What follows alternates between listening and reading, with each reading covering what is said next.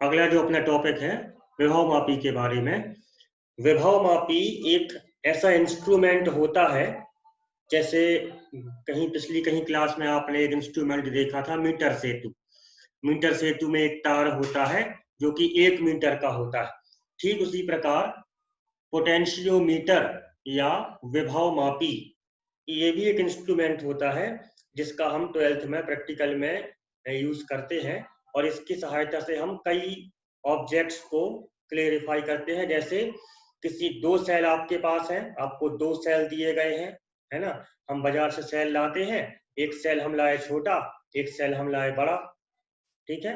या एक सेल हम लाए वोल्टीय सेल, एक सेल हम लाए जो बाजार में मिलता है शुष्क सेल। अब हमें ये फाइंड करना है कि जो बाजार से आप शुष्क सेल लाए हो उसका ईएमएफ कितना है, ठीक है। और जो वोल्टीय सेल होता है उसका ईएमएफ कितना है, या सिंपल लैंग्वेज में बोले तो वो कितने वोल्ट का है। तो किसी भी सेल, आपको एक सेल मिलता है और आपसे कहा जाता है बताइए कितने वोल्ट का सेल है, 1.2 वोल्ट का है, 1.5 वोल्ट का है, या 2.3 वोल्ट का है, या 2.2 वोल्ट का है। तो ये सब चीजें हम किस इंस्ट्रूमेंट के द्वारा फाइंड करते हैं, उस इंस्ट्रूमेंट का नाम होता है विभव मापी या पोटेंशियोमीटर, ठीक है। तो आपके सिलेबस में 2 प्रैक्टिकल हैं विभव मापी के अर्थात पोटेंशियोमीटर के। तो उन दोनों प्रैक्टिकल्स को हम यहाँ तो करवा नहीं सकते आपको, लेकिन कोशिश करते हैं कि आपको वो पूरा ऐसे ही समझ में आ जाए, ताकि जब भी आप लेबोरेटरी में जाएं तो आप उसको थोड़ा बहुत प्रैक्टिकल अपने मन से कर सकें। तो पहले हम देखते हैं विभव मापी की सहायता से 2 सेलों के विद्युत वाहक बलों की तुलना किस प्रकार की जाती है। 2 सेल आपको दिए जाएंगे प्रैक्टिकल में, और आपसे ये पूछा जाएगा बताइए इसमें से कौन सा ज्यादा वोल्टेज वाला सेल है और कौन सा कम वोल्टेज वाला सेल है।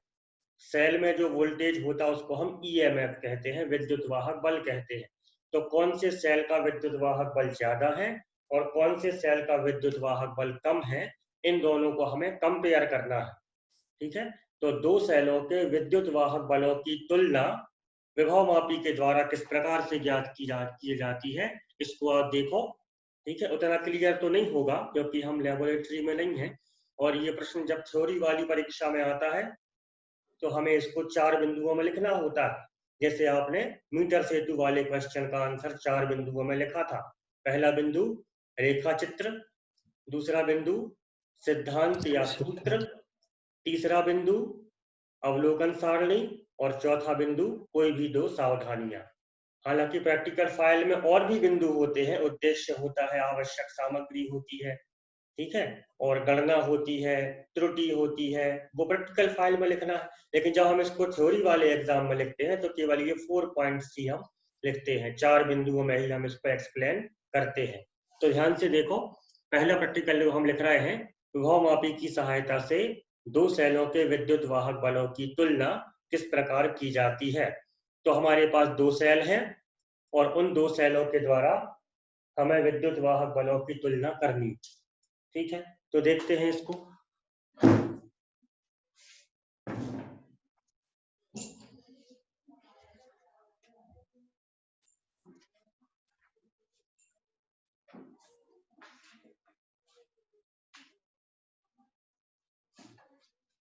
सबसे पहले पोटेंशियोमीटर होता कैसा है, तो ये इस टाइप का एक इंस्ट्रूमेंट होता है। लकड़ी के एक बोर्ड में यहां से यहां तक ये 2 पॉइंट्स होते हैं, और इन 2 पॉइंट्स के बीच में एक तार को इस प्रकार से लगाया जाता है।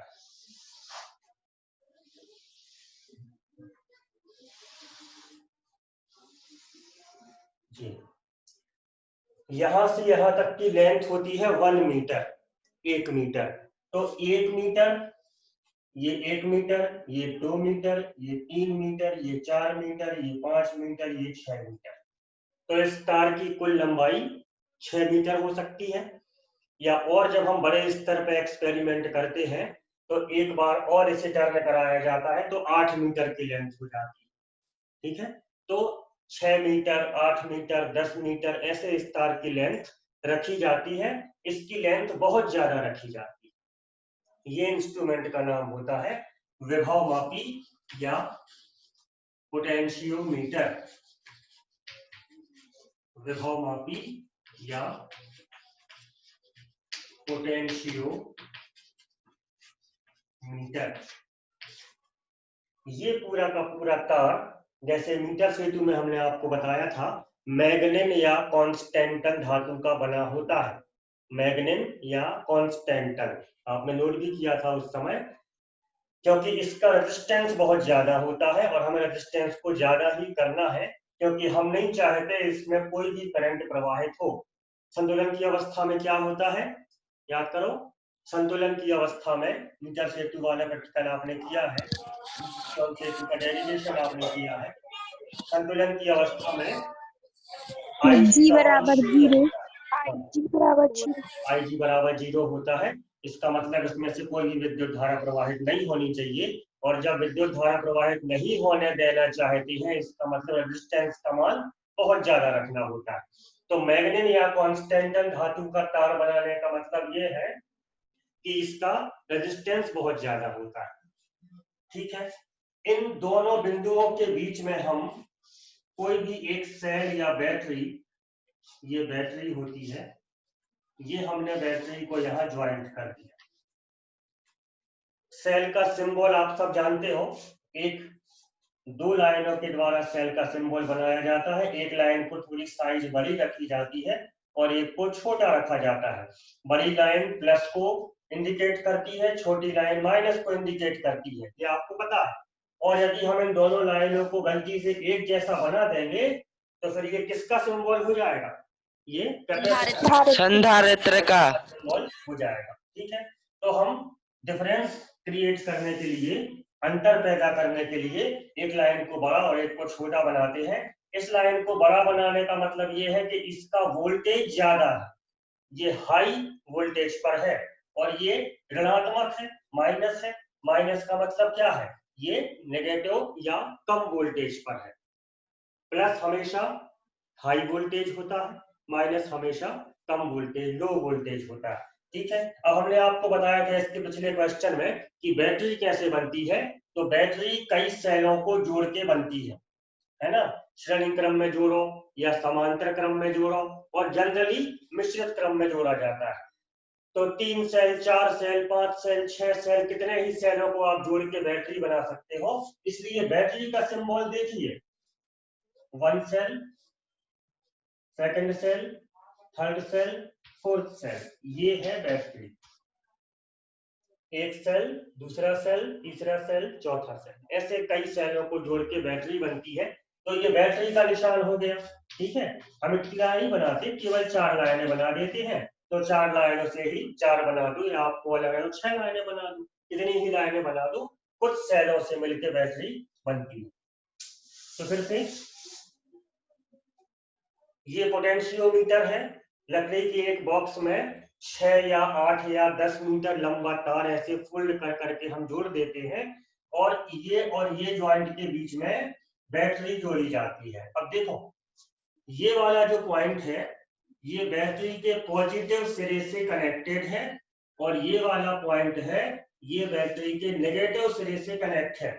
और अभी अभी हमने आपको बताया कि पॉजिटिव मींस हाई वोल्टेज और नेगेटिव मींस लो वोल्टेज। तो इसका वोल्टेज हाई है, सपोज 6 वोल्ट, इसका वोल्टेज लो है, मान लिया 0 वोल्ट।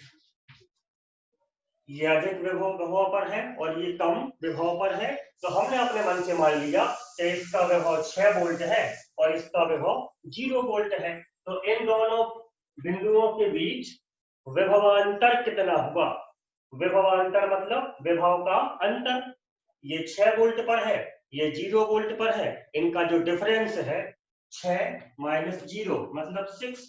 तो ये जो है बैटरी का विभवांतर, हम बोलेंगे 6 वोल्ट। खैर उससे मतलब नहीं है, ये जुड़ा हुआ है पॉजिटिव सिरे से, इसलिए इसका विभव ज्यादा होगा, माना कि 6 होगा। ये जुड़ा हुआ है नेगेटिव सिरे से, इसका वोल्टेज कम होगा, माना कि 0 होगा। मतलब यहां से यदि हम यहां तक चलेंगे इस तार पर, यहां से यदि हम यहां तक चलेंगे तो यहाँ पे आपको कितना वोल्टेज फील होगा, कितना वोल्टेज फील होगा, 6 वोल्ट। यहाँ पे हमें कितना वोल्टेज फील होगा, गेस करो कितना वोल्टेज फील, 4 या 5, 7 तो आपको हो नहीं सकता, क्योंकि हम 6 से आगे बढ़ रहे हैं। और किसकी ओर जा रहे हैं आप, किसकी ओर जा रहे हैं, 0 की ओर, ठीक है, 6 से हम 0 की ओर जा रहे हैं। तो जब भी आप 6 से 0 की ओर जाते हो, ये 6 है, ये 0 है, यहाँ पे कुछ स्टेशन आपको मिलते हैं। 6 से आप 0 पे जा रहे हो, तो बताओ कौन कौन से प्लेटफॉर्म्स मिलेंगे आपकी ट्रेन, क्या क्या मिलेगा।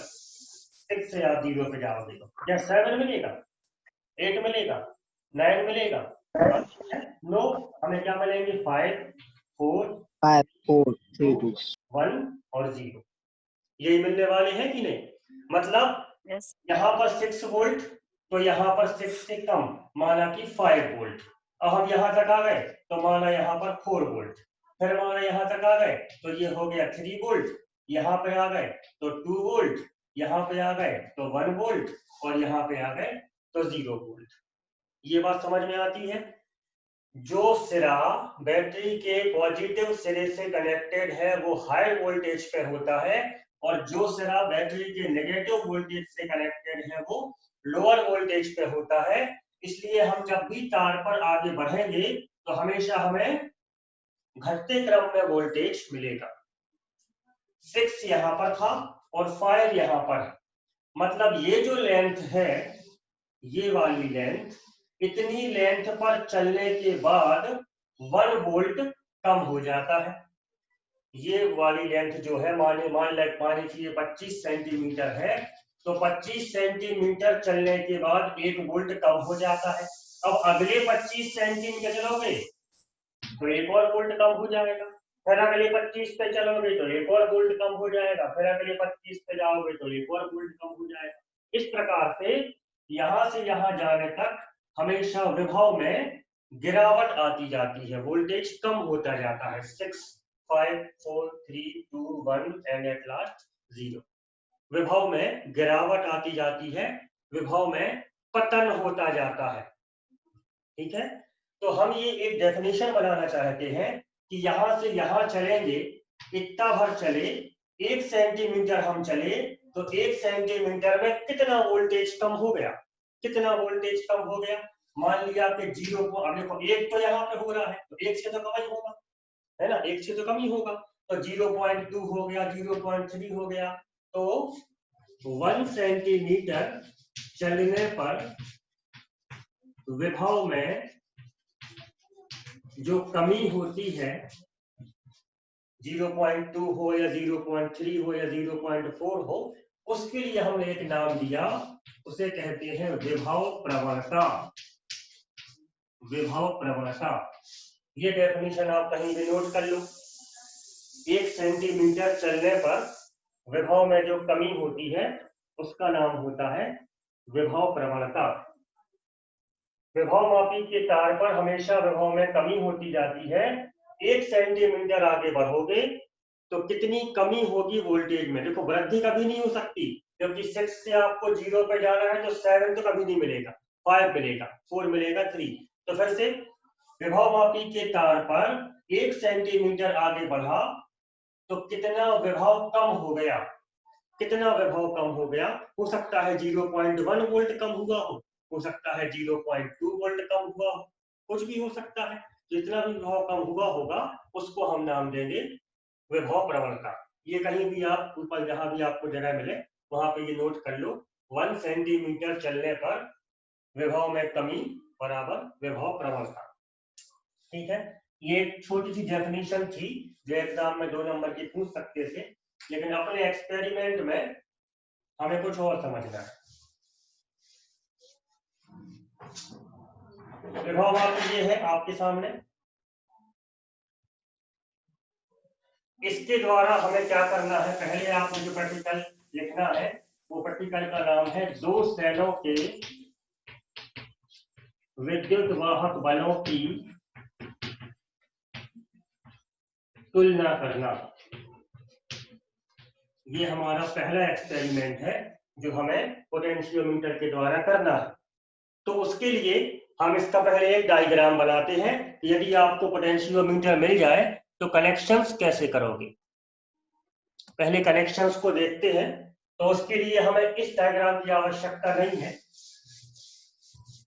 जो हमारे पास ये 6 मीटर लंबा तार है ना, उसको हम ऐसा बना लेते हैं संकेत के रूप में, ये ए और ये बी। पहले वाले डायग्राम में जो यहां से यहां तक का जो कुल तार था जो फोल्ड होके लगाया गया था, उसको हमने समझने के लिए एक सीधी लाइन बना लिया। तो यहां से लेकर यहां तक की लेंथ कितनी हो गई, कितनी हो गई, यहाँ पे कितनी थी, 6 मीटर का ही तार है। ध्यान रखना, ये मुड़ा हुआ है लेकिन हम इसको सिंबल के रूप में, संकेत के रूप में सीधा बना लेते हैं। ठीक है, तो ये ए बी है पोटेंशियोमीटर का तार। अब कनेक्शन कैसे करना है उसको ध्यान से देखो। यहां से हम एक वायर निकालते हैं और इसमें एक बैटरी, ये हमने एक बैटरी जोड़ी, ए पॉजिटिव से और बी आगे जाके नेगेटिव से। ठीक है, ये हमने बैटरी लगा दी। अब जहां भी आप बैटरी यूज करते हो तो उसके साथ में हमें एक कुंजी लगानी होती है, क्योंकि ये बैटरी को हमें बार बार ऑन करना पड़ेगा, बार बार ऑफ करना पड़ेगा। तो ये कुंजी लगा दी ऑन ऑफ करने के लिए। और इसके बाद क्योंकि ये बैटरी 6 वोल्ट की है, 6 वोल्ट की, और हमें नहीं चाहिए यहाँ पे 6 वोल्ट करंट, हमें तो 1 वोल्ट चाहिए या 2 वोल्ट, या तो अपने इतने में काम बन जाता है। तो 6 वोल्ट की बैटरी से हमें 1 वोल्ट चाहिए है, तो क्या करना पड़ेगा। जैसे आपके घरों में पंखा होता है, फैन होता है, सुनो, फैन होता है घरों में, तो अपने घर में जब हम फैन को ऑन करते हैं तो वो फुल स्पीड पे चलता है। ठीक है, लेकिन जब ठंड के दिन होते हैं तो हम चाहते हैं पंखा धीमा हो जाए, है ना। तो क्या करते हैं आप उसके लिए, अपने घरों में एक युक्ति होती है जो हम फैन के साथ जोड़ देते हैं, उसका नाम होता है रेगुलेटर। आप रेगुलेटर को ऐसे टर्न करते हो, रोल करते हो तो वो पंखा स्लो हो जाता है, ऐसे करते हो तो पंखा तेज हो जाता है। अब इस बैटरी की फुल स्पीड में करंट जो मिलती है वो 6 वोल्ट मिलती है। हम नहीं चाहते 6 वोल्ट, तो हम यहाँ पर एक रेगुलेटर लगा देते हैं, रेगुलेटर, ताकि हम जितनी चाहें उस करंट कम कर सकें और उसको बढ़ा सकें। तो प्रयोगशाला में जो रेगुलेटर होता है उसको इस प्रकार से व्यक्त किया जाता है। इसका नाम होता है रियोस्टेट। रियोस्टेट, देखो हम दिखाते हैं आपको रियोस्टेट।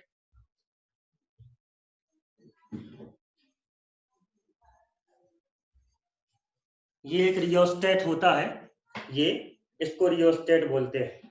इसमें यहाँ और यहाँ कनेक्शंस किए जाते हैं, ऐसे वायर निकाल के इसको जोड़ दिया जाता है, और ये जो नॉब लगा है इसको हम ऐसे स्लाइड कर सकते हैं, खिसका सकते हैं।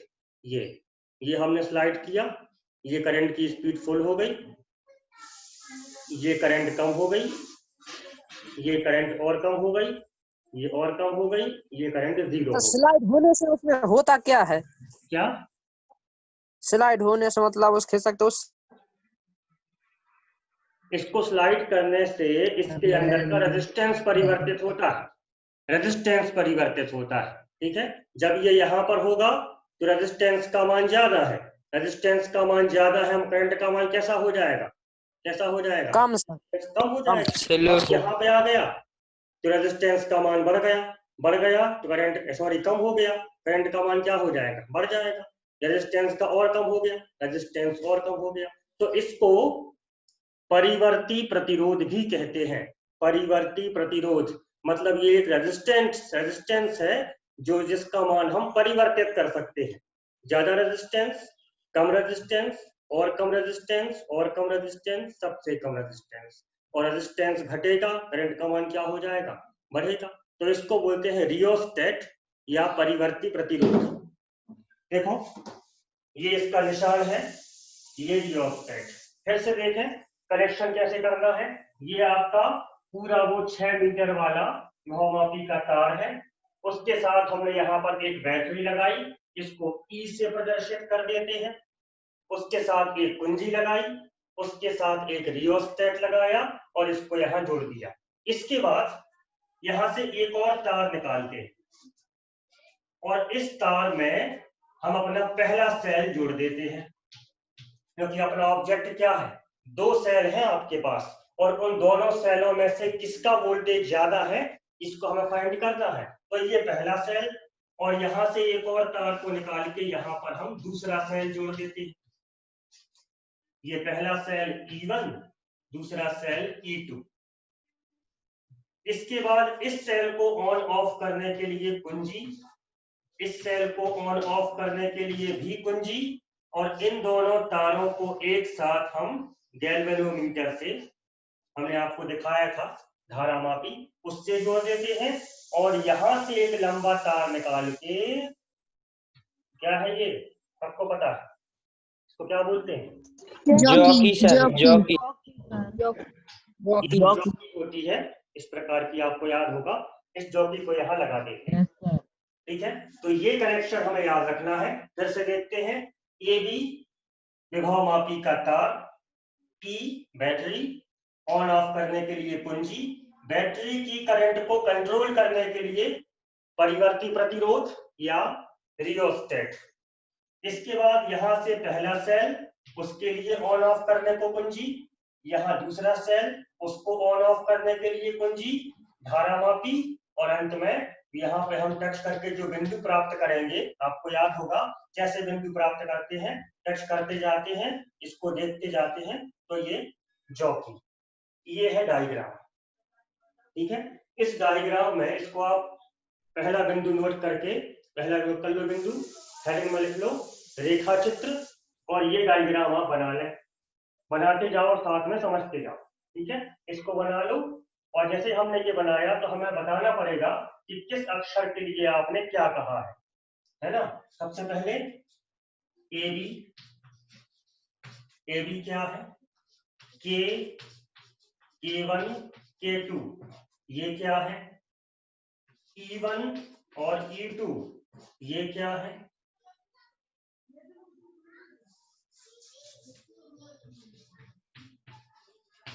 इसके बाद G क्या है, और अंत में J और RH।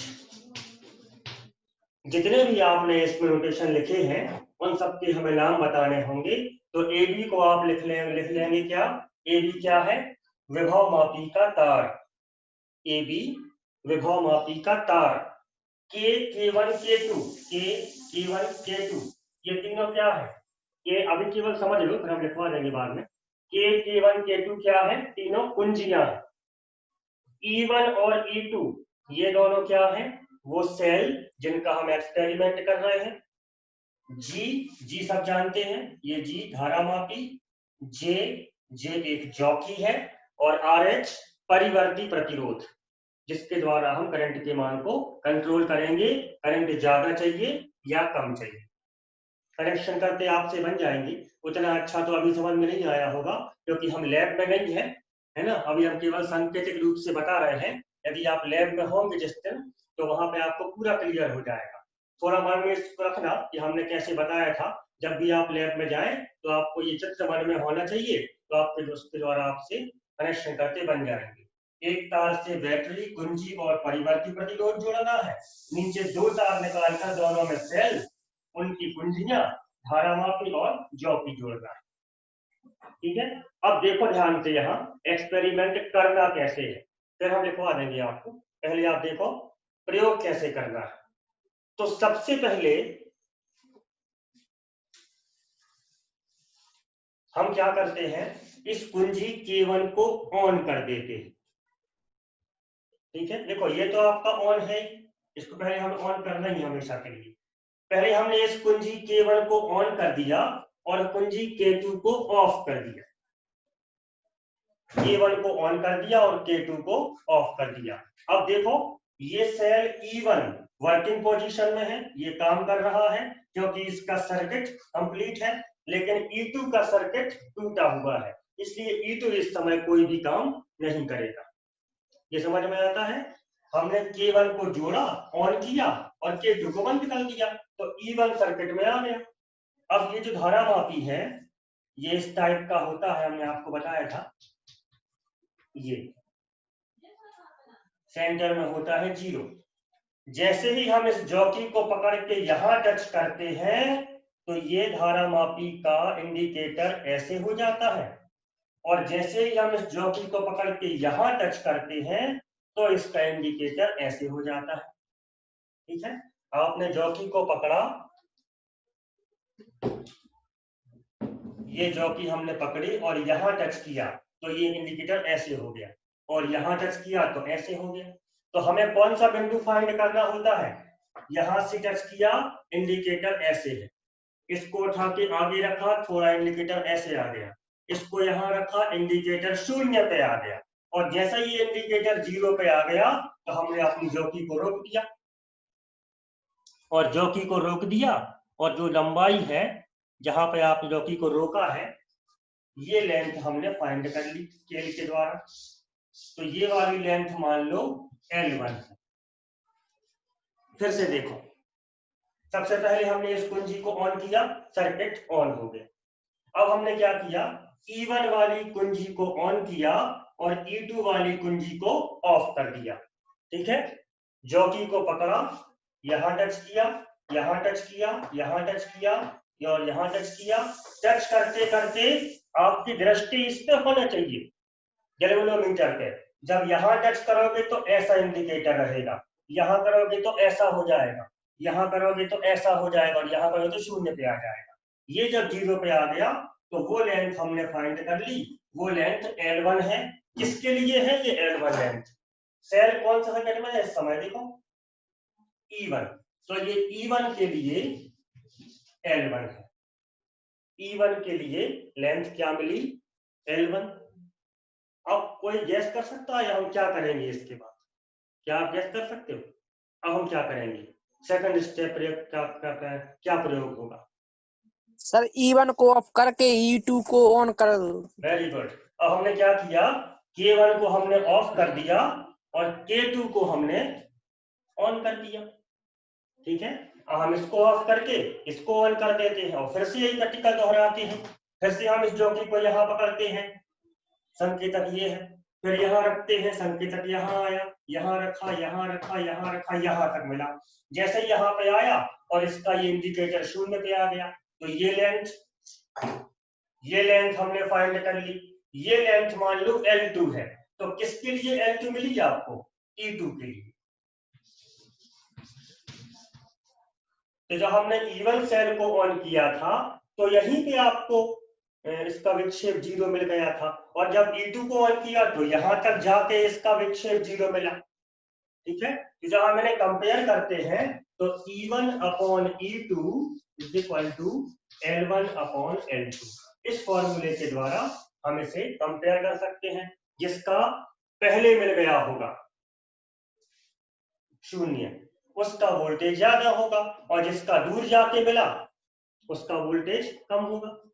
ठीक है, तो ये कंपेयर करने का तरीका होता है कि एक सेल को पहले ऑन कर लो और लंबाई फाइंड कर लो, कहां पे इसका विक्षेप 0 होता है। ये पहला समीकरण हो गया। इसके बाद उस सेल को ऑफ कर दो, दूसरे सेल को ऑन कर दो और फिर से लंबाई ज्ञात कर लो, दूसरा सेल हो गया। ठीक है, समानुपाती लगाया है, यहाँ पे कोई ना कोई कांस्टेंट आएगा, यहाँ भी कोई ना कोई कांस्टेंट आएगा। जब हम इसको इससे डिवाइड करेंगे तो वो कांस्टेंट कैंसिल हो जाएगा, तो ये E1 बटे E2 बराबर L1 बटे L2। इस फॉर्मूला के द्वारा हम क्या कर लेते हैं, दो सेलों के विद्युत वाहक बलों की तुलना कर सकते हैं। ये समझ में आ गया होगा। ठीक है, तो इस सूत्र के द्वारा जब भी हम अपने पास कोई दो सेल होते हैं तो एक सेल को हम यहाँ कनेक्ट करते हैं, दूसरे को यहाँ कनेक्ट करते हैं। पहले इस कुंजी को ऑन किया, इसको ऑफ कर दिया, लेंथ फाइंड कर ली, फिर इस कुंजी को ऑफ किया, इसको ऑन किया और लेंथ फाइंड कर ली। और उन दोनों लेंथ्स का मान लो ये पहला बिंदु हमें 25 सेंटीमीटर पे 0 दिखा देता है पहले सेल के लिए, और दूसरा 75 सेंटीमीटर पे दिखाता है, तो E1 बटे E2 का मान क्या होगा? 25 अपॉन 75। ठीक है, इसके द्वारा हम फाइंड कर लेंगे, उसको हल करेंगे और हमें ये पता पड़ जाएगा कि कौन सा सेल अधिक ईएमएफ वाला है और कौन सा सेल कम ईएमएफ वाला है। ठीक है।